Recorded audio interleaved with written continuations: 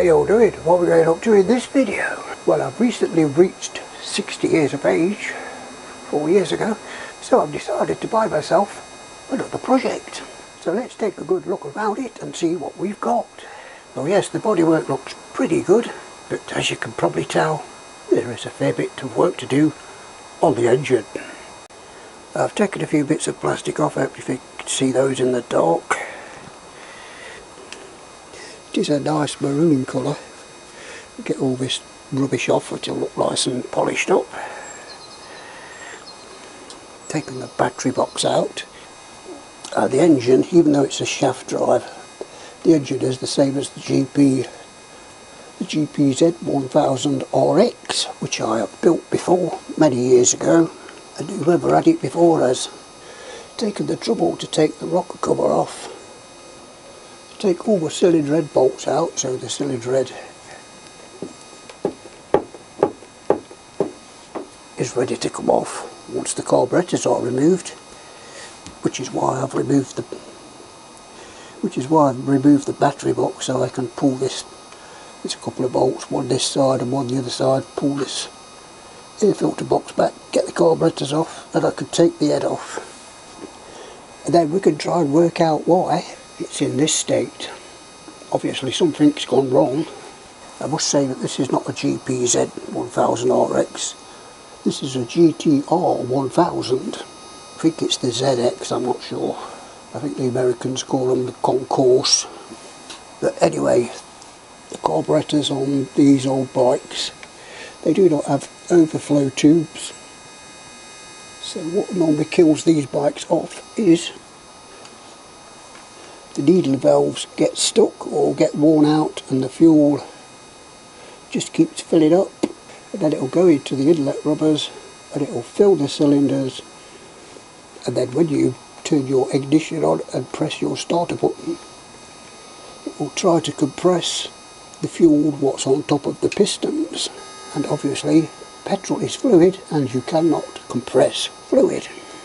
So what normally happens is you get hydrolock and something's going to snap or bend or get damaged in some way, and normally it's the conrods what get bent, and normally you get a problem down here with this chain and I think it's the starter clutch.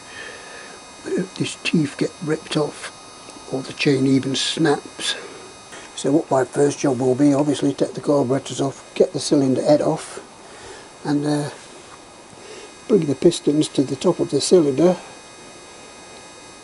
and that will be number 1 and number 4, which will come to the top, and hopefully they'll be the same level on top of the cylinder, and then do the middle 2, bring those to the top, and hopefully they'll be the same level. And if not, if one's slightly lower, then you know one of the conrods are bent. And then I'll have to take the cylinders off as well. And I've also got a spare engine in the other shed for the bike. I think I've got everything to put it back together again once I've done the engine, but I'm not quite sure where to start on this bike, because the old engine gasket set for this bike is over £100, and I haven't quite got the budget left for that yet. So like I say, I haven't quite worked out where I'm going to start on this bike. And as you can see, it's done 53,000 miles, not 53 and a half, 53,550. I have seen these bikes with 90,000 miles on the clock. It's still going strong. So once I get this bike back on the road, hopefully it's going to be my forever bike, unless somehow I come into a lot of money and buy some else. So yes, that's my small introduction to my GTR 1000 ZX, I think, shaft drive. So yes, hopefully you're all like me and can't wait for this project to begin. And don't worry, it will begin very soon. So yeah, if you've made it this far, thanks for watching, and I do appreciate all your comments and all your thumbs up and all your interactions. So yes, I'll see you on the next one.